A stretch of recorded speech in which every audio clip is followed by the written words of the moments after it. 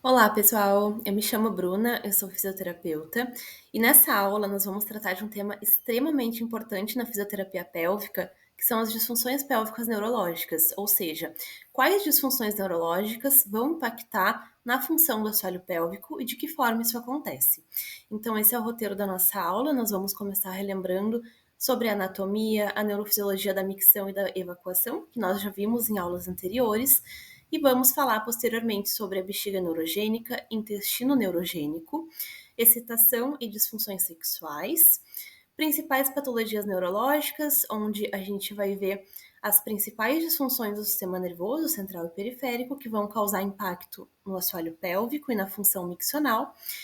Vamos falar brevemente sobre o estudo urodinâmico, que é um aliado aí nos diagnósticos de bexiga neurogênica. E vamos falar também da avaliação fisioterapêutica, como avaliar esses pacientes e como tratá-los. E aí eu trago um pouquinho também do tratamento medicamentoso e cirúrgico, mas principalmente da fisioterapia. Então, é super importante que a gente comece relembrando sobre questões anatômicas, tanto do sistema nervoso quanto do sistema urinário, né, que vão estar relacionadas ao controle da micção, da evacuação e de funções sexuais. Então, começando lá pelo córtex pré-frontal, nós vamos iniciar de cima para baixo, tá? Então, começando pelo córtex pré-frontal e pelos núcleos da base, ambos desempenham um papel no controle da micção. E eles fazem isso inibindo o detrusor. O detrusor é o músculo da bexiga, como vocês devem lembrar. Então, quando não está na hora de nós urinarmos, né, de termos a micção, o córtex e os núcleos da base ficam inibindo para que esse músculo não contraia quando não é a hora. A região periaquedutal cinzenta vai estar atuando na coordenação dessas demais áreas, então ela faz o meio de campo, né, entre esses sistemas. O sistema límbico também está envolvido, né? Tem uma influência emocional muito importante no controle da micção, da evacuação também. Então, em situações de estresse, nós ficamos com mais vontade de urinar, muitas vezes, ou de evacuar, até mesmo.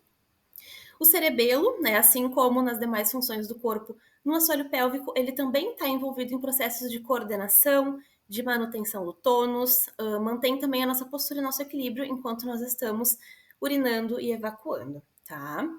E o centro pontino da micção, né, ele é extremamente importante na comunicação entre o sistema nervoso central e o sistema nervoso periférico, tá? Então, ele se encontra na substância reticular pontimesencefálica e faz todo esse processo de chegada e saída de informação no nosso sistema nervoso central.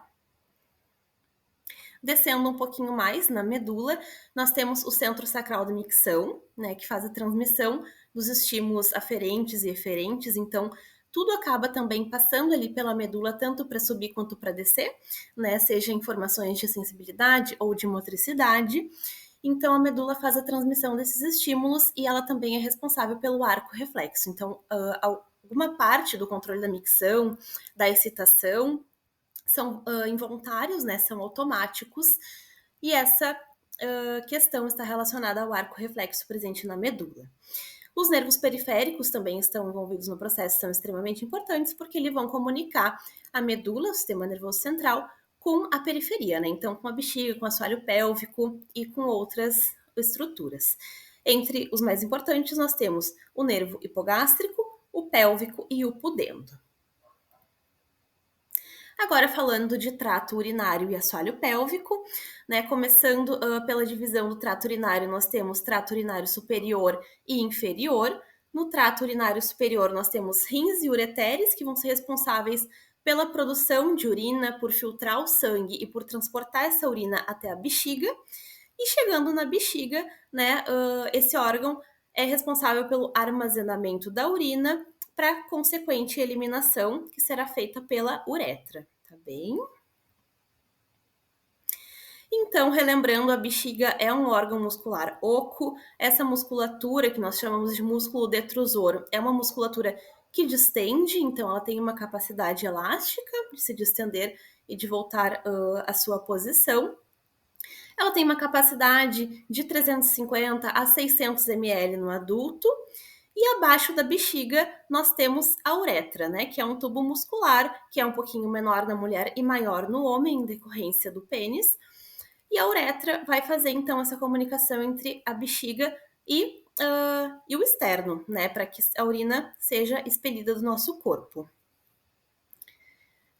Bom, o assoalho pélvico vai ter uma função extremamente importante em todo esse processo, porque ele vai fazer não só a continência, né? Ele vai ajudar no processo de continência de uma forma muito grandiosa, muito importante, mas ele também faz a sustentação de todos os nossos órgãos, né?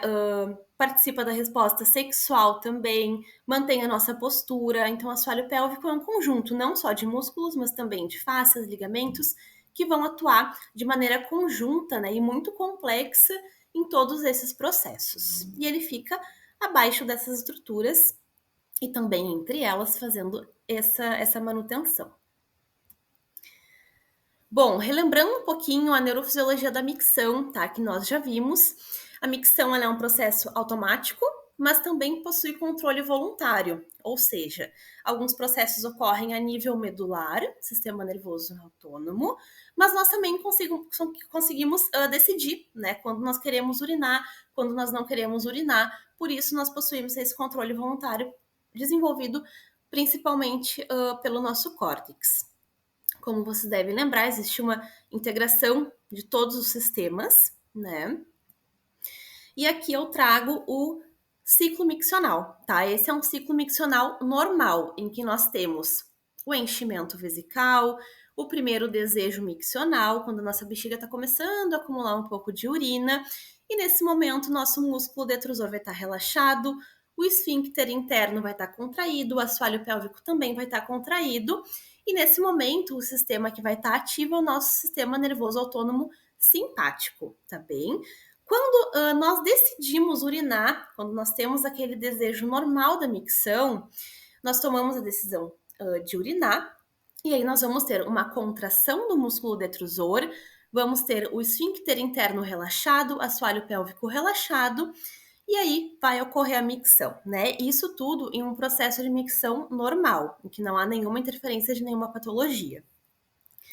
Relembrando que quando existe a decisão de urinar, o esfíncter interno vai relaxar, né, o externo, perdão, vai relaxar, nós vamos sentar, né, no vaso, vamos decidir urinar, vamos relaxar o assoalho pélvico, que faz parte do esfíncter externo, e então vai haver uma aferência disso para nossa medula, dizendo, bom, agora é o momento de urinar, podemos urinar, e aí ocorre todo o processo. Então, essa é a parte automática da micção, né, em que nós decidimos, é controlado pelo córtex, mas temos o reflexo miccional desencadeado pela medula, que vai daí então contrair detrusor, relaxar o esfíncter interno da uretra também, para que ocorra o processo de micção.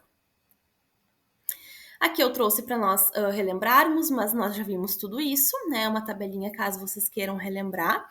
Dos sistemas envolvidos, no enchimento nós temos uma predominância do sistema nervoso autônomo simpático. O parasimpático está mais ativo durante o esvaziamento da bexiga, quando nós estamos urinando. E o sistema nervoso somático vai fazer parte ali do controle voluntário, então da musculatura do assoalho pélvico, quando nós tomamos a decisão de urinar. Falando do trato gastrointestinal, nós vamos nos ater principalmente ao final dele, né, que é composto pelo reto, canal anal. Então, o reto é um músculo liso, complacente, que vai acomodar essas fezes por um tempo apenas, porque ele é um local de passagem, não é para que fiquem fezes ali por muito tempo. Ele vai acomodar essas fezes, nós vamos ter o desejo de evacuar, então essas fezes vão fazer passagem pelo canal anal. O canal anal possui receptores sensoriais que vão conseguir identificar o que é conteúdo fecal e o que são gases, para nós tomarmos a decisão, né, de liberar naquele momento ou não. E nós vamos ter o esfíncter interno e externo. O esfíncter interno, ele é feito de musculatura lisa, tá? Então, ele mantém um tônus contínuo para o fechamento do canal anal em repouso, para que não ocorram perdas fecais durante o nosso dia a dia, enquanto nós não estamos pensando em contrair nosso assoalho pélvico. E o esfíncter externo, ele é músculo estriado, então é músculo voluntário, e nós vamos conseguir contrair e relaxar quando quisermos esse esfíncter em situações normais. Além disso, nós temos o músculo pubo-retal, que vai manter um ângulo de 90 graus entre o reto e o ânus, e isso também vai ajudar a aumentar a continência, fazer esse fechamento para que não ocorram perdas, tá? Então, a dinâmica da defecação ocorre da seguinte forma: nós vamos ter fezes no reto, vamos ter a distensão do reto, e aí o que vai acontecer é um relaxamento do esfíncter anal interno, reflexo que nós chamamos RIRA, né? Isso acontece por quê? Porque as fezes precisam chegar no canal anal, onde nós temos sensibilidade discriminatória para decidirmos se vamos evacuar ou não. Após isso, temos aí a inibição cortical. Opa, ainda não é o momento. Por mais que eu tome a decisão de evacuar naquele momento, preciso chegar até o banheiro, né? Então, tomamos a decisão, chegamos no local apropriado e aí temos o processo de evacuação. A partir do momento de decisão de relaxamento do assoalho pélvico, nós temos o relaxamento da musculatura externa, esfíncter externo, interno, e pubo retal também, tudo relaxa, apenas o abdômen contrai para que ocorra a defecação, né? E aqui nós temos também, da mesma forma, aqui na micção, nós temos envolvido o sistema nervoso simpático, parasimpático, somático e o entérico, né? Além desses todos, que o entérico é próprio do sistema gastrointestinal. Bom, agora que nós relembramos tudo isso, nós vamos passar então para a bexiga neurogênica, tá? Intestino neurogênico, que são casos de pacientes que têm alguma disfunção neurológica que vai impactar na bexiga. A definição de bexiga neurogênica é qualquer alteração do comportamento vesical que seja decorrente de distúrbios do controle neurológico da bexiga ocasionados por doença neurológica, né? Então, isso vai variar muito conforme o local da lesão, a extensão da lesão, a origem da lesão, né? Se é uma lesão no sistema nervoso central, periférico, se é uma doença pontual ou progressiva, tudo isso vai mudar o desfecho. E esse comprometimento, ele pode se dar não apenas durante o esvaziamento, mas também durante o enchimento ou em ambas, né? Nós temos bexigas hiperativas, hipoativas ou até mesmo mistas, em que o paciente tem uma bexiga hiperativa, ela contrai muitas vezes quando não deveria contrair, mas a contração não é eficiente. Então, é uma bexiga hiper-hipo, que nós chamamos, tá? E nós vamos ver tudo isso agora. Nós temos dois tipos de bexiga neurogênica, principalmente, a bexiga flácida e a bexiga espástica. Então, como vocês podem ver na imagem, a bexiga flácida, ela fica mais abaloada, ela fica mais distendida. Então, de tanto reter urina, esses pacientes às vezes acabam tendo uma capacidade aumentada da bexiga. Essa bexiga fica maior do que deveria, e o que deveria ser ali um acúmulo de no máximo 600 ml, tem pessoas que acabam acumulando às vezes 2 litros e meio de urina em casos de bexigas flácidas, tá? Então, nesses pacientes é muito comum que ocorra a perda urinária por transbordamento. Então, eles urinam, mas não é porque eles estão conseguindo urinar de forma normal, é porque a bexiga encheu tanto, ela encheu de uma forma tão além do que deveria, isso aumenta tanto a pressão intravesical, mesmo ela sendo flácida, que vai ter essa perda por transbordamento, quando escapa urina por acúmulo excessivo, tá? Na bexiga flácida, geralmente existe uma inabilidade em detectar a repressão vesical, ou seja, eles não sentem quando a bexiga já está cheia e precisam urinar. É uma questão ali de sensibilidade vesical mesmo. Ocorre também hesitação e dificuldade de esvaziamento. Então, o paciente toma a decisão de urinar, né, os que têm a sensibilidade preservada, mas não conseguem começar o ato miccional ou esvaziar completamente a bexiga, porque muitas vezes essa bexiga está tão distendida que ela não consegue ter a sua contração, né? A gente lembra lá que, como para os outros músculos do corpo também, nós temos um comprimento de fibra ótimo. Se essa bexiga está muito distendida, a musculatura está muito flácida, a gente não vai conseguir ter uma contração eficaz, tá?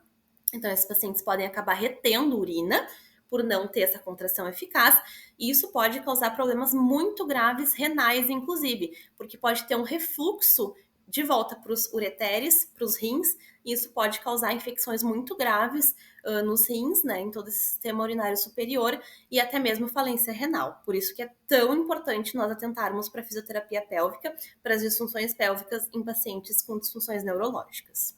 Bom, e a bexiga espástica, vocês podem ver que ela está mais atrofiada, né? Ela está mais pequenininha, ela tá mais com essa comprimento muscular tá mais encurtado.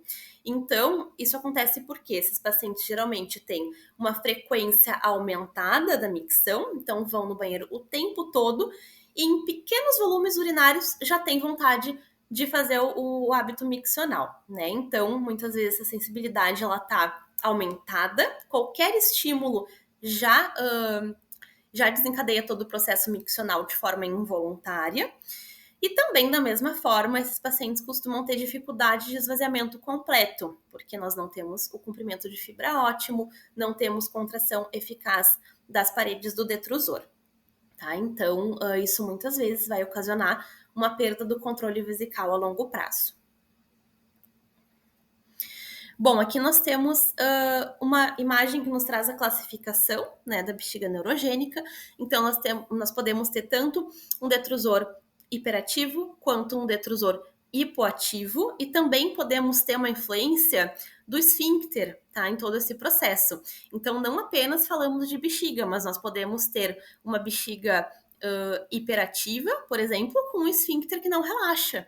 Isso é um grande problema, pois a bexiga fica contraindo, o esfíncter não relaxa, a urina não consegue sair, não consegue ser expelida e pode também acabar refluindo, acabar gerando todo esse processo de retenção urinária. Então, são muitas possibilidades, tá, dentro da classificação de bexiga neurogênica. Bom, falando de detrusor, em situações normais, o nosso músculo da bexiga, ele consegue distender à medida em que a bexiga vai enchendo. Então, existe a acomodação de um volume progressivo de urina sem que haja aumento da pressão intravesical, justamente por essa característica de ser complacente. Além disso, a micção ocorre de forma contínua, adequada, eficaz, então o jato de urina também é contínuo e não há contração involuntária durante a fase de enchimento. Nós também conseguimos interromper a micção de forma voluntária se quisermos, tudo isso em situações normais. Quando existe uma hiperatividade do músculo detrusor, há contrações involuntárias durante essa fase de enchimento vesical. Então, a bexiga deveria estar relaxada em todo o processo de enchimento, mas há contrações involuntárias. Isso aumenta a pressão intravesical, ocasionando perda urinária muitas vezes, né? Ou urgência também. Existe a alteração da relação de volume e pressão devido à alteração da complacência vesical, como nós vimos anteriormente, e isso tudo pode causar perdas urinárias. Quando nós temos uma bexiga hipoativa, durante a fase de esvaziamento, essa contração do detrusor não é eficiente. Então, nós não temos uma contração adequada que possa eliminar todo esse volume de urina. Então, pode restar alguma urina, pode restar algum resquício de urina dentro da bexiga, né? E também podem ocorrer contrações involuntárias durante o enchimento, da mesma forma como acontece na bexiga hiperativa. Nós chamamos de arreflexia detrusora a condição em que a bexiga não consegue contrair devido a alguma causa neurológica. E isso pode ocorrer em casos mais graves em que não há nenhuma contração vesical. Agora, falando de esfíncter uretral. Em situações normais, o nosso esfíncter interno, que é o esfíncter uretral, ele deve se manter fechado durante a fase de enchimento vesical para que ocorra essa continência, né? Ele auxilia no processo de continência e ele relaxa durante a micção. Em situações de fechamento hipoativo, esse esfíncter é incompetente. Então, esse esfíncter não consegue contrair da forma adequada e não é eficaz na continência. Fica sempre vazando um pouco de urina para a uretra, o que pode também levar à incontinência. Já quando nós temos um fechamento hiperativo do esfíncter uretral, ele não relaxa. Então, no momento da micção, esse esfíncter não relaxa, ou ele demora para relaxar, ou até mesmo durante a micção ele acaba contraindo de forma involuntária. Isso vai interromper o processo de micção e também pode prejudicar o esvaziamento da bexiga, né? Essa condição pode ocorrer tanto com o esfíncter interno quanto com o externo, e nós chamamos de dissinergismo vésico-esfincteriano, essa contração involuntária do esfíncter, quando isso acontece por uma causa neurológica. Tá bem.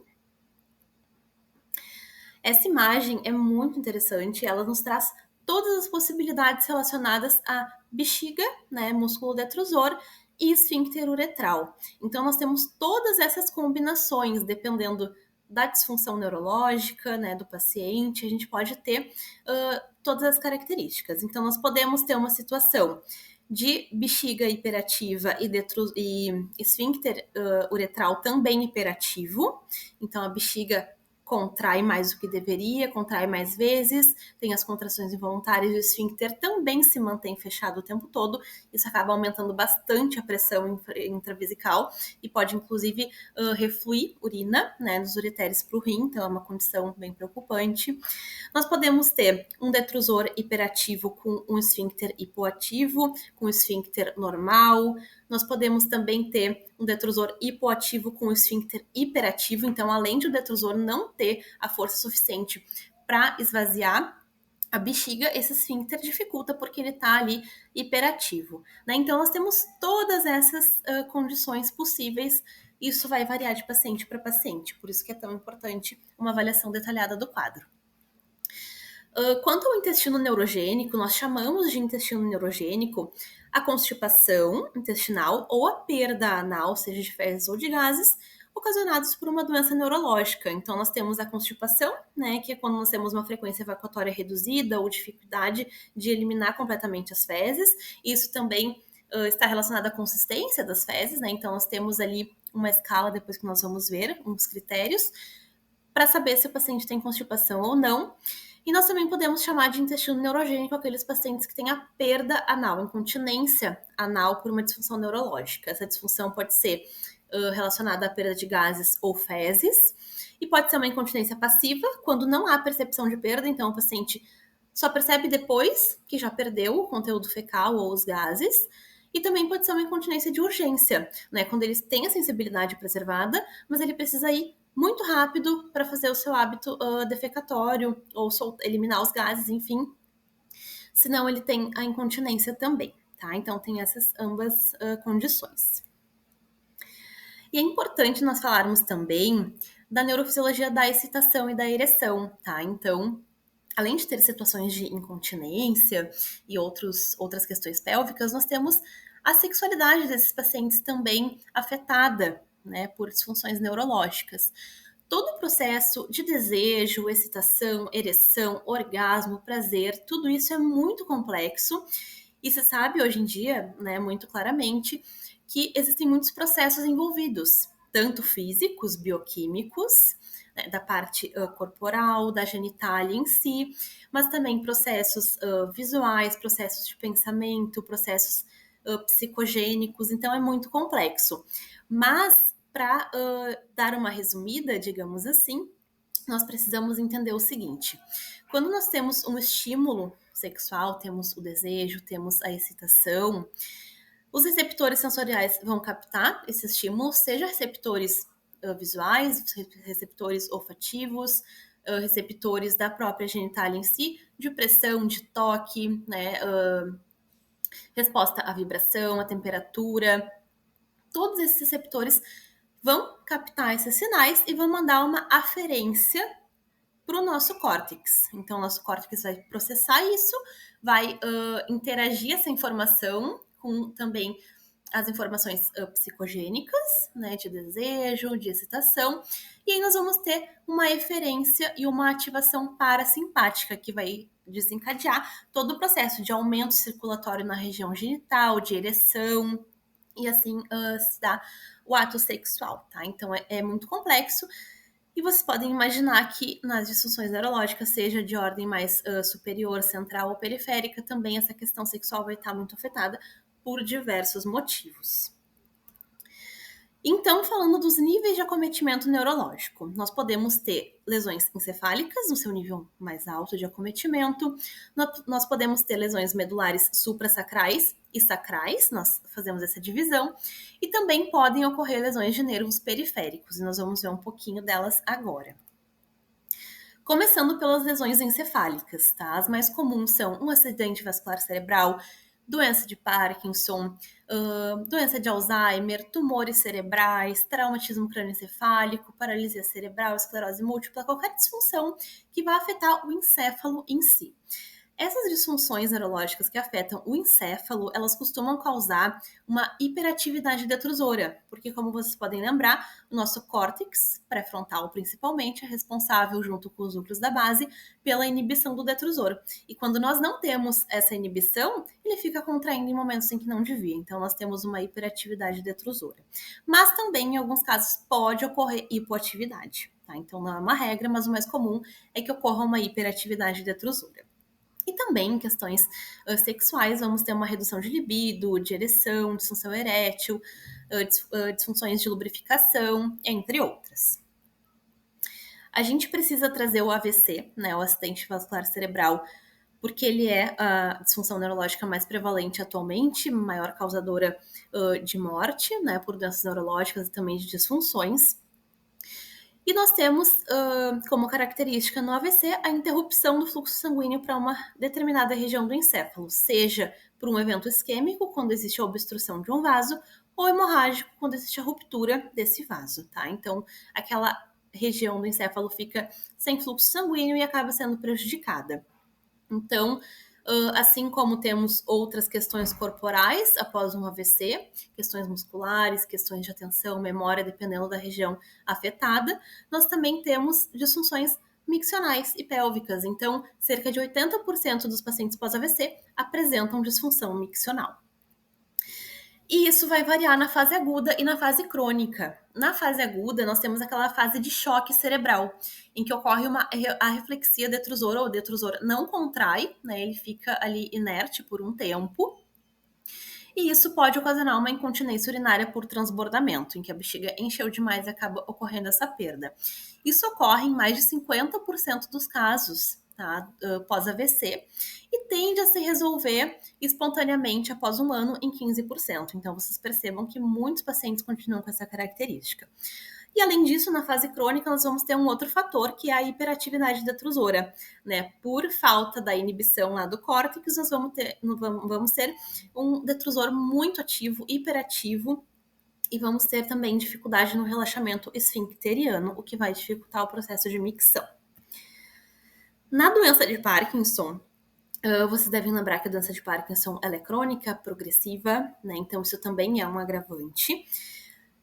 Ocorre a degeneração dos neurônios dopaminérgicos dos núcleos da base, então vocês lembram lá também que os núcleos da base estão relacionados à inibição do detrusor, quando ele não deve contrair.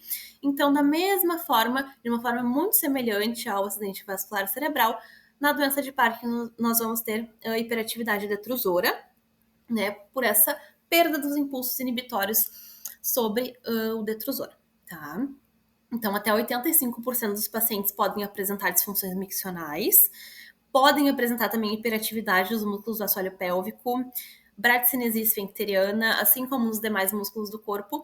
Esses pacientes têm muita tensão de assoalho pélvico, então, além de perder urina nos momentos em que não estão urinando pela hiperatividade, né, detrusora, quando eles sentam para urinar, eles não conseguem relaxar de forma eficaz e acabam tendo dificuldade de esvaziamento completo e também, muitas vezes, questões de constipação por tensão do assoalho pélvico. Então, é muito importante nós atentarmos para isso. E um agravante é que é uma doença progressiva, né? Então, os sintomas miccionais vão variar de acordo com a fase da doença em que o paciente se encontra. A esclerose múltipla é uma outra doença bastante prevalente, ela também é progressiva, ela é degenerativa, né, e ela é causada por áreas de desmielinização no sistema nervoso central. Ela tem uma etiologia autoimune, provavelmente, mas isso ainda não é muito claro. O que nos importa é que os sintomas urinários estão presentes em até 84% dos casos de pacientes com esclerose múltipla. Então, é muito prevalente e esses sintomas podem mudar conforme o curso da doença, conforme o período, né? Nós temos períodos de remissão, períodos de maior ativação da doença, então esses sintomas urinários também vão mudar conforme esses períodos, tá? Na esclerose múltipla, o mais comum é que haja essa perda da inibição suprasacral, da contração involuntária do detrusor, então mesmo esquema, né, de regiões centrais e de questões de Parkinson e AVC. E nós também podemos ter hiperatividade do assoalho pélvico também, além da bexiga, podemos ter dissinergia e hipocontratilidade. Então, podem ocorrer os mais variados déficits por decorrência da esclerose, tá? A reflexia da bexiga está presente em 20 a 30% dos casos, então é muito prevalente. Vocês imaginem, 30% desses pacientes não conseguem esvaziar de forma completa a bexiga, ficam retendo urina ou têm dificuldade de começar o hábito miccional, muitas vezes precisam ser sondados. E existe a hiperatividade de 50 a 90% dos casos, então muito prevalente. Vai envolver incontinência urinária, urgência, noctúria e outros sintomas. Bom, agora falando de lesões suprassacrais, nós temos principalmente o TRM, né, traumatismo raquimedular, temos esclerose múltipla também, ela se enquadra em ambos, temos mielites transversas, mielites de outras etiologias, e nesses casos, geralmente vai haver uma hiperatividade detrusora, justamente pela falta de inibição do detrusor, e também uma dissinergia. Tá? Então, ao mesmo tempo em que o detrusor é hiperativo, muitas vezes esse assoalho pélvico e esse esfíncter interno são ou hiperativos. Então, ocorre essa dissinergia e esse processo não ocorre da forma como deveria. Além disso, a função sexual vai depender do nível e grau da lesão. Tá? Falando de lesões sacrais ou infrasacrais que ocorrem no sacro, no cone medular, nós temos mielomeningocele, malformações sacrais, discopatias, e aí nós temos principalmente uma hipoatividade detrusora. Tá? A função sexual também vai depender do nível e do grau da lesão. Por que nós temos uma hipoatividade detrusora? Porque nós vamos ter um déficit ali no nosso sistema parasimpático, nos nervos parasimpáticos, que são responsáveis pelo hábito da micção.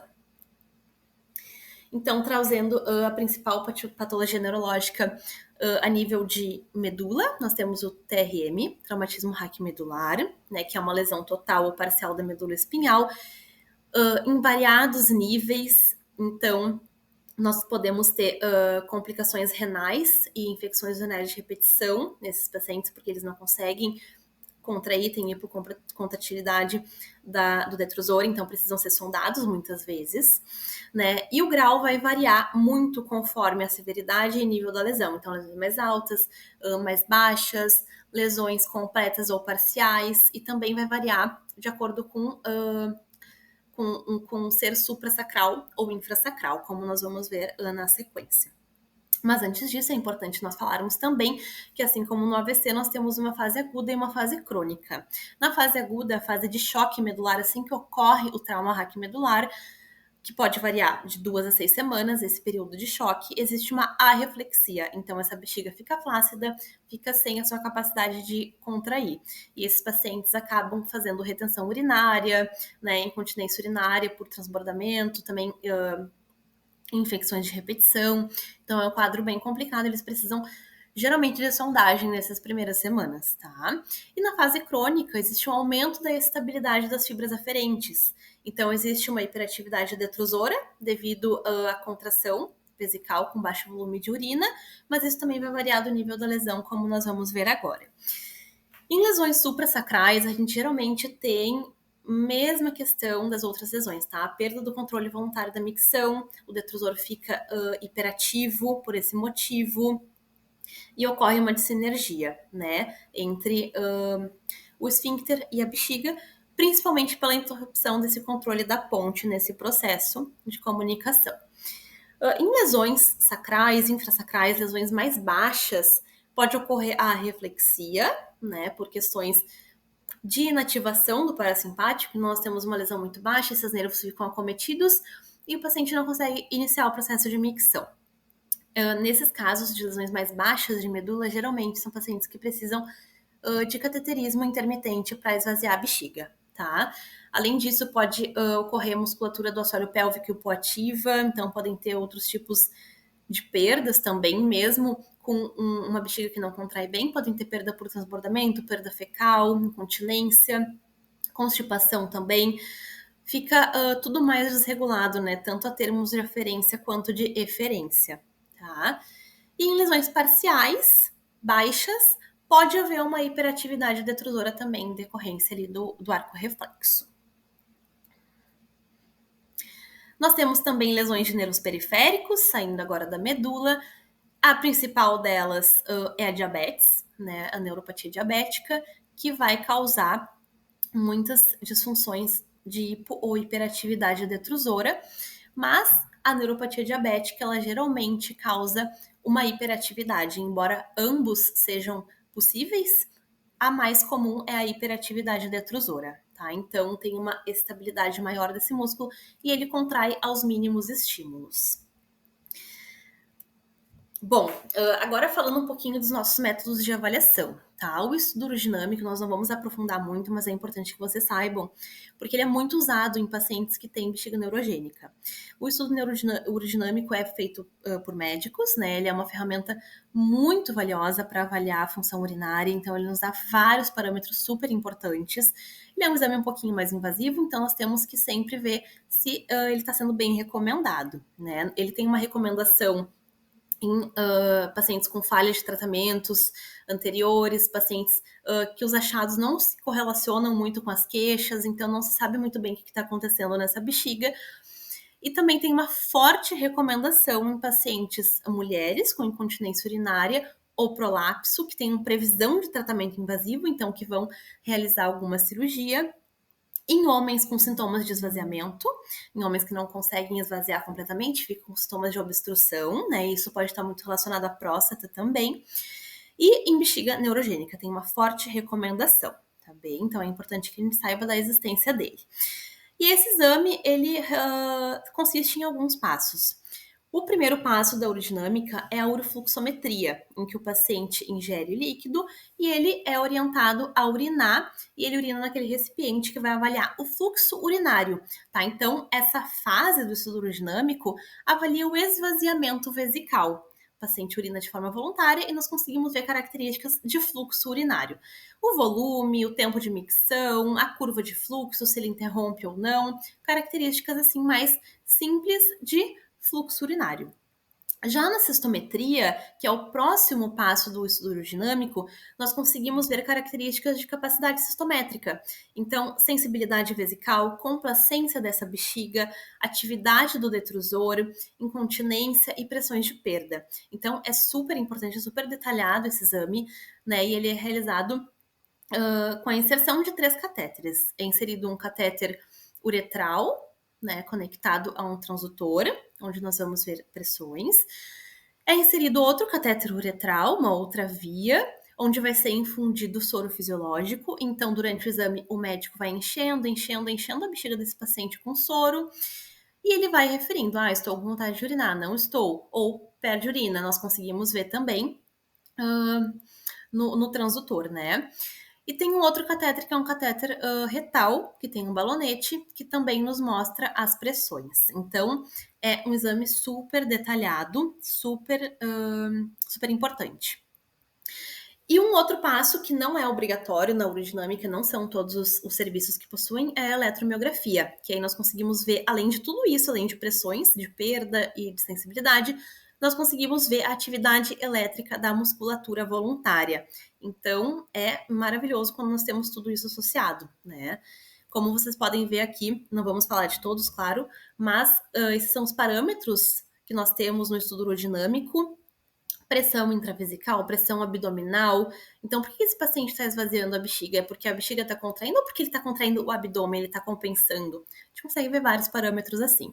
E da mesma forma, nós temos diagnósticos urodinâmicos também, né? E a hiperatividade detrusora é uma delas. Então, quando nós avaliamos nosso paciente, nós podemos ter uma hipótese de que ele tenha uma bexiga hiperativa, mas para nós termos esse diagnóstico, nós precisamos de um estudo urodinâmico, tá bem?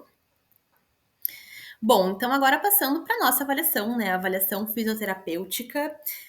Como em todas as avaliações, nós vamos iniciar pela anamnese, então nós vamos pesquisar sobre o diagnóstico dessa patologia, quando que foi esse diagnóstico, como é que está sendo a evolução dessa doença, se for uma doença progressiva, principalmente, isso é importante. A queixa principal do paciente, se ele tem outras comorbidades, o histórico familiar, funções de cognição que muitas vezes podem estar afetadas em pacientes com acometimentos neurológicos também. Função corporal geral é muito importante, a mobilidade, a destreza manual, porque muitos pacientes não conseguem por questões de destreza manual, se sondar ou fazer sua higiene, né? Então, super importante todas essas questões. Nível de independência funcional também, se ele tem algum acompanhante, medicações em uso, terapias realizadas, tá? Basicamente isso, mas tem várias outras questões que nós podemos avaliar também. Bom, na anamnese, super importante nós vermos todas as características urinárias desse paciente. O que significa isso? A frequência miccional, quantas vezes ele urina por dia, a quantidade, e para isso nós vamos usar depois um diário miccional, como nós vamos ver posteriormente. Quantas vezes ele urina de noite, se ele tem perda urinária durante a noite, se ele tem poliúria, noctúria, então se ele perde urina, se ele tem urgência, se ele tem incontinência, e aí nós temos que perguntar para ele se essa incontinência é aos esforços, ou é de urgência, ou mista.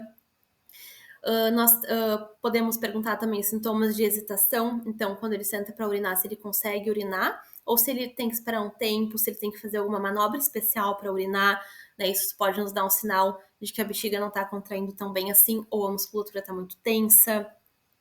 Então, assim, características do jato urinário, se é contínuo ou não.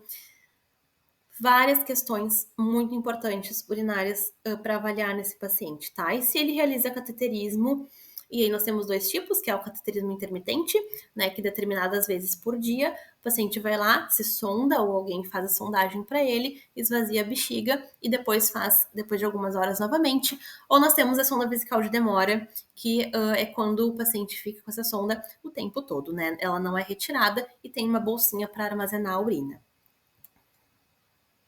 Características intestinais também são muito importantes de serem perguntadas na anamnese.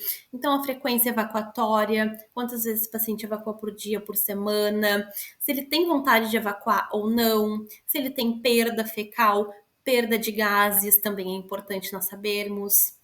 Se ele tem histórico de hemorroidas, sangramentos, fissuras. Muitos pacientes precisam fazer manobras especiais para evacuar, então pacientes às vezes apertam o abdômen, comprimem o abdômen, fazem alguma massagem, usam laxantes, né, ou fazem uma digitopressão no reto. Tudo isso a gente precisa saber. Além disso, as características sexuais também são muito importantes, então se o paciente é ativo ou inativo, a orientação sexual, né, se tem parceiro, sensibilidade durante a relação, se o paciente tem desejo, tem prazer, se tem dor durante a relação, se a incontinência urinária está presente durante a relação sexual. Todas essas questões são importantes, tá bem? Além dos hábitos de vida, né? Etilismo, tabagismo, se esse paciente pratica exercício físico, fisioterapia. Os alimentos são importantes também nós sabermos, e a ingesta hídrica, porque muitos alimentos vão ser irritativos, né, para a bexiga desses pacientes, então vão causar ainda mais urgência, então tudo isso é muito importante.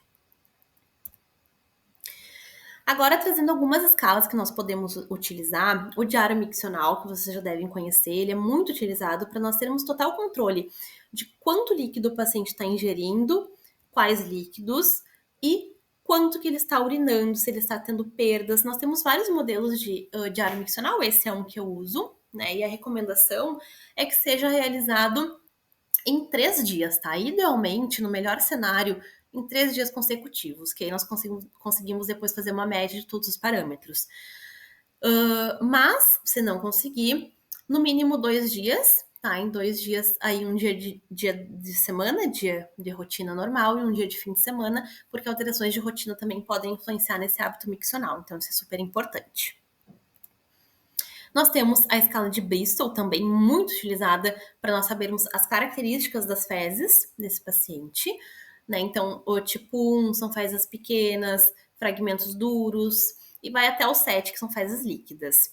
E utilizando a escala de Bristol, tendo essa característica da consistência das fezes, nós podemos aplicá-la depois no critério de Roma, tá? Esse critério de Roma 4, ele é super importante porque ele é o critério que nos diz se o paciente tem constipação ou não. Então, nós vamos preenchendo se ele faz esforço para evacuar, como é que são as fezes de acordo com o Bristol, se ele tem sensação de evacuação incompleta, são vários fatores, e depois nós fazemos uma soma para ver se eles têm a incontinência ou não. Então, é um critério muito bom e muito utilizado. Bom, aqui uma outra escala, tá? A FIQL, ela é bastante utilizada também para nós vermos como é que o paciente considera o grau de a relação sexual dele, né? A satisfação sexual, basicamente. Então aqui tá um pouquinho pequeno, não sei se vocês vão conseguir enxergar, mas ele tem várias perguntas e aí nós conseguimos avaliar, tá? No último mês, geralmente. Nós temos também o ISIC, que é muito utilizado para avaliar características urinárias, características de perda de incontinência urinária.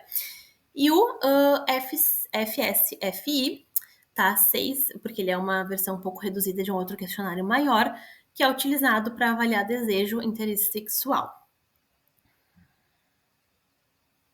E mais específico para pacientes neurológicos, nós temos o NBDS, que é um questionário também bem legal para nós aplicarmos para características de constipação e de perdas, tá? Então, características intestinais mais propriamente. Bom, agora passando para nossa avaliação fisioterapêutica, tá? O exame físico. Fizemos toda a anamnese, aplicamos as escalas que precisávamos e agora vamos passar para o exame físico. No exame físico, nós começamos realizando uma inspeção estática. Então, nós vamos ver como está a genitália desse ou dessa paciente, vamos ver todo o abdômen, região lombar, se tem cicatrizes, qual é o padrão ventilatório, vamos analisar a genitália externa, se tem manchas, como é que tá a coloração da pele, se tem alguma lesão, né, algum machucado, alguma cicatriz. Secreções também são importantes de nós nos atentarmos. Se está perdendo urina, a gente já consegue ver nesse momento também. O tamanho do centro tendíneo, que nos mostra um pouco ali da função muscular desse assoalho pélvico. E também a região perianal é super importante para nós vermos se tem hemorroides, plicomas e outras questões. Então, essa é a inspeção. O paciente chegou, nós analisamos isso de forma estática, sem pedir nenhuma contração. Depois, nós vamos para a nossa inspeção dinâmica, onde nós vamos ver a atividade muscular propriamente dita. Então, nós vamos pedir contração para esse paciente, relaxamento, né? Então, o nosso comando para contração, um comando que eu gosto muito de usar, é pedir para o paciente fazer uma força como se estivesse fechando a vagina, ou em pacientes masculinos também fechando o ânus, enfim, uma força de segurar o pum. Eles geralmente entendem bem, tá? Então vamos avaliar. Ainda só olhando, só na inspeção, sem fazer o toque, nós vamos avaliar durante a contração, durante o relaxamento, durante o esforço, vamos pedir uma tosse e vamos avaliar se esse movimento é adequado, se ele é para dentro e para cima, um movimento cranial, ou se o paciente, ao invés de fazer força, ele faz um movimento de expulsão, o que é inadequado. Né? Nós vamos ver a velocidade da contração e do relaxamento, se tem pré-contração antes da tosse, e se houveram também perdas durante essa contração, tá bem? E vamos passar para o exame físico com o toque. Então, nós vamos avaliar primeiramente a sensibilidade do paciente e nós vamos ter os critérios de presente, ausente ou alterada, né? Então, ausente, o paciente não sente nada, presente, mas com alguma alteração, e aí nós temos que mencionar sempre na nossa avaliação onde que está alterada, em qual dermátomo, para isso nós temos os dermátomos correspondentes aos nervos, né, que saem da medula, e aí nós vamos marcar onde que está alterada, se é aumentada ou diminuída em que lado, tá? Então, direita, esquerda, em tal dermátomo que representa o nível medular, tá? Muito, muito importante, até para nós termos depois um critério de progressão desses pacientes. E no paciente neurológico, a gente sempre tem que avaliar a sensibilidade, porque ela vai estar sendo muito responsável por questões de assoalho pélvico, por disfunções. Os reflexos também nós vamos avaliar e vamos pontuar como presente ou ausente. Os principais são o bulbo cavernoso, o cutâneo anal, dos levantadores do ânus e o cremastérico no caso de homens, tá? E depois nós vamos para o toque vaginal e o anal, tá bem? E aí nós vamos começar fazendo um mapeamento de pontos de dor, vamos ver como é que tá o tônus dessa região, a gente já consegue palpar, né, com o nosso dedo, seja com um ou com dois, A gente consegue fazer uma pressão e ver se esse tônus, quando nós soltamos, ele volta a um tônus basal, se ele tá flácido, se ele tá hipertônico, se ele tá muito tenso, né? Então, nós conseguimos avaliar tudo isso com o toque e graduar como hipotonia, que seria uma flacidez, ou hipertonia, que seria uma rigidez, uma espasticidade muscular. Também conseguimos ver a simetria dessa musculatura, se está direita e esquerda, em que lugares que ela está alterada, fazer uma relação com o próprio paciente. E também a função perineal a gente vai avaliar de acordo com o PERFECT, tá? Que é a avaliação da função muscular. Então, o PERFECT vocês também provavelmente já conhecem, mas nós vamos avaliar a força muscular, de 0 a 5, de acordo com a Oxford. Vamos avaliar a manutenção da contração, quanto tempo ele consegue manter essa contração, número de repetições das contrações mantidas, número de contrações rápidas, sempre mantendo aquele mesmo nível de contração inicial, tá? Que é a nossa graduação de 0 a 5. Então, por exemplo, ele tem um grau de força 3 e ele conseguiu fazer 4 contrações rápidas com esse grau de força 3, depois ficou mais fraco. Então, a pontuação seria 4, tá? A elevação do assoalho pélvico em direção à síntese púbica, se é presente ou ausente. Contração de musculatura acessória, e a gente pontua também se tem contração de abdômen, glúteos ou adutores, principalmente. E se tem o reflexo pré-tosse, tá? Então, tudo isso a gente vai avaliar com a escala PERFECT e ela vai nos dar uma boa ideia de como está a função muscular desse paciente. Bom, fizemos toda a avaliação, então vamos para o nosso tratamento, tá? O tratamento fisioterapêutico, ele vai ter, no paciente neurológico, uma função muito importante, que além da prevenção de infecções de repetição, a reabilitação do trato urinário, do assoalho pélvico, né, para ter um enchimento, esvaziamento eficazes, a gente vai proteger a função renal. Esses pacientes, geralmente, principalmente os que têm déficit de esvaziamento, podem reter urina e, como nós falamos anteriormente, refluir, voltar para o rim através dos ureteres, e isso pode causar perda da função renal, tá? Então, quando aumenta muito a pressão dentro do rim, a urina volta para dentro do rim, nós podemos ter dilatação renal, podemos ter perda da função, e esses pacientes muitas vezes podem se tornar pacientes que precisam realizar hemodiálise ou transplante renal, por exemplo. Então, vejam só como a nossa função é importante em todo esse tratamento, tá? Junto com a equipe multidisciplinar, claro. E vamos ter como função principal sempre melhorar a qualidade de vida e independência funcional desses pacientes, de acordo com a queixa principal do paciente. Então, começando pelo tratamento comportamental. No tratamento comportamental, nós vamos ter um fator muito importante de ser tratado, que é o treinamento vesical, tá? No treinamento vesical, ele envolve várias questões. Primeiro, micção programada para pacientes que urinam muitas vezes por dia. Nós vamos pedir que eles tentem fazer um intervalo um pouquinho maior, conforme as necessidades, nós vamos evoluindo, né, gradativamente.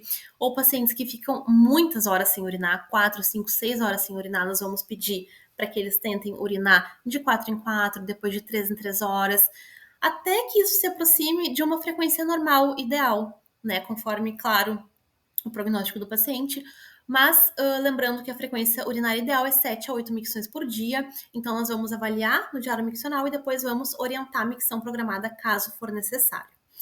O posicionamento para urinar, para evacuar também, então relaxado, com um banquinho abaixo dos pés para facilitar esse ângulo pélvico, né, o ângulo de relaxamento. Sempre vamos orientar relaxamento e paciência para os pacientes quando forem urinar, quando forem evacuar, porque muitas vezes o paciente tem pressa e ele acaba apertando o abdômen, fazendo manobras que não deveria, ou levanta no vaso sanitário com urina ainda na bexiga e acaba tendo essa retenção, esse resíduo pós-miccional. Então a gente precisa orientar essa paciência, tá? No momento de urinar. E aí nós podemos associar exercício respiratório, que ajuda no relaxamento, manobras também para redução do gatejamento pós-miccional. E vamos orientar o cateterismo, claro, quando necessário, em pacientes que não consigam urinar de forma independente. O tratamento comportamental também vai envolver a ingesta de líquidos e fibras, então aumentar a ingesta de fibras para aqueles pacientes que têm uma uma dificuldade, né, evacuatória, uma constipação. Vamos aumentar a quantidade de fibras e a quantidade de água ingerida, lembrando que a gente tem sempre aquele cálculo, né, que é de 25 a 30 ml por peso, por quilo de peso. Então, esse é o volume urinário, o volume hídrico ingerido por dia. Vamos fazer o cálculo para cada paciente. E estímulo com massagem abdominal, sempre no sentido horário, quando for para estimular a evacuação. Estímulo retal digital, muitas vezes esses pacientes têm uma diminuição de sensibilidade, então eles precisam de um estímulo no ânus mesmo, com o seu próprio dígito ou com alguém ajudando, para que tenha essa vontade de evacuar. Prática de exercício físico e melhoria dos hábitos gerais, claro, como interromper ingesta de álcool, por exemplo, ou diminuir, né, gradualmente. O ideal é interromper, mas nós sabemos que tudo vai de acordo com os hábitos do paciente, né? Então, orientar essa redução. Tabagismo também, ver como é que está o sono desse paciente, extremamente importante para a recuperação funcional. E educação sexual também muito importante, tá? E orientação quanto à prática masturbatória. Pacientes que têm esse desejo, né, de voltar a ter relação sexual, que temos esse possível prognóstico, ou até mesmo fatores de aumentar a circulação local, né? Muito importante nós orientarmos o treino masturbatório ou prática masturbatória, seja sozinho, seja com acompanhante, toda essa orientação sexual e educação sexual parte de nós também, da nossa conduta. Treinamento muscular do assoalho pélvico, que é a principal tratamento, né, para as disfunções do assoalho pélvico. Então, nós temos com o treinamento muscular do assoalho pélvico o ganho de força e resistência muscular, coordenação, estímulo circulatório, que também vai melhorar a função sexual, além de melhorar a continência, estímulo à neuroplasticidade nesses pacientes, que é extremamente importante. Então, eu saliento aqui, né, que junto ao treinamento do assoalho pélvico, é sempre muito importante chamar a atenção desses pacientes para que eles tenham atenção plena no que eles estão fazendo no momento, para que a gente tenha maior neuroplasticidade. Isso é muito importante em pacientes com disfunções neurológicas. Bom, então, de terapia manual, de questões externas, nós temos o estímulo para contração muscular, em que a gente pode fazer uma massagem superficial, um toque, né, o reflexo miotático e tendíneo, então podemos fazer estiramento muscular mesmo, assim como fazemos em outras técnicas de reabilitação neurológica, nós podemos fazer no assoalho pélvico para que esse músculo tenha esse estímulo e consiga contrair mais facilmente. Para relaxamento muscular, nós vamos utilizar massagem lenta e profunda, alongamento também lento e sustentado, né, assim como na fisioterapia neurológica. Inibição muscular reflexa, mobilidade, super importante, trabalhar a mobilidade, né, porque para o assoalho pélvico não só força é importante, mas a mobilidade também. E a sensibilidade desses pacientes, quando estiver alterada principalmente, mas sempre podemos tratar a sensibilidade com vibração, toque, texturas, termoterapia, seja no assoalho pélvico, seja suprapúbico, de acordo com a nossa avaliação e com o déficit de cada paciente. Bom, temos também a cinesioterapia, que é o principal, né? A contração, o relaxamento do assoalho pélvico. Então, temos diversos protocolos de exercícios que vão ser orientados de acordo com a avaliação, com a necessidade de cada paciente. Temos o exercitador, que nós podemos utilizar, que é um feedback visual, para que ele veja a anteninha, né? A famosa anteninha, subindo, descendo. Então, a gente consegue utilizar com as pacientes mulheres. O exercitador é bem interessante. O biofeedback, também pressórico ou eletromiográfico, ele não é obrigatório. Nós conseguimos, com certeza, fazer um trabalho muito bom sem o biofeedback, mas ele é muito, muito interessante em pacientes neurológicos, porque eles conseguem ter esse feedback visual e fazer de forma mais lúdica esse acompanhamento, e também não compensar com outras musculaturas, né, toda essa questão que vai facilitar na reabilitação desses pacientes. Então, é importante, é um instrumento muito interessante, mas ele não é obrigatório, com certeza. Temos o treino com balonete retal também, para disfunções de sensibilidade, seja para pacientes com constipação ou com perda fecal. Nós vamos utilizar o balonete de diferentes formas para adaptar a sensibilidade do canal anal, da ampola retal. E a eletroestimulação também super importante. tá? Como nós vamos ver na sequência. Eu quero salientar novamente a orientação, a educação desses pacientes durante a fisioterapia pélvica e, de preferência, utilizem espelho para que ele enxergue, para que tenha esse feedback, porque fazendo essa associação, nosso cérebro aprende de forma muito mais fácil, principalmente quando se trata de algum acometimento nessa via de aferências e eferências, via neurológica. Muito importante que ele visualize, que ele se aproprie mesmo, né, do corpo dele, que ele conheça, ele e ela conheçam e consigam, dessa forma, fazer essa neuroplasticidade de uma forma mais eficaz. Bom, falando de eletroestimulação, nós temos a eletroestimulação que nós vamos fazer no períneo para neuroestimulação, então é o FES, para ajudar na contração muscular, e ele pode ser intracavitário, com a sonda intracavitária, seja anal ou vaginal, ou com eletrodos de superfície que vão ser posicionados no assoalho pélvico desses pacientes. Aqui nós temos os parâmetros, que depois vocês podem dar uma olhada melhor depois, mas que vão variar fibra rápida e fibra lenta, né? Então nós queremos trabalhar contrações rápidas ou lentas, isso vai variar. E vocês podem dar uma olhada depois nos parâmetros que estão aqui. E a eletroestimulação para neuromodulação vai ser o TENS, que nós vamos utilizar na região parasacral ou no nervo tibial.